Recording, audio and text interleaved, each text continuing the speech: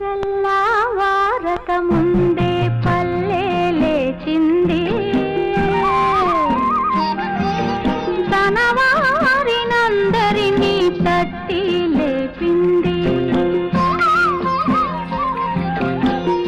ఆదమరచి నిద్రపోతున్న తల్లి కోడి అదిరిపడి మేల్కొంది, అదే పనిగా కూసింది. తెలుగు దుస్తులేసుకొని సూర్యుడు తూర్పు తలుపు తోచుకొని వచ్చాడు.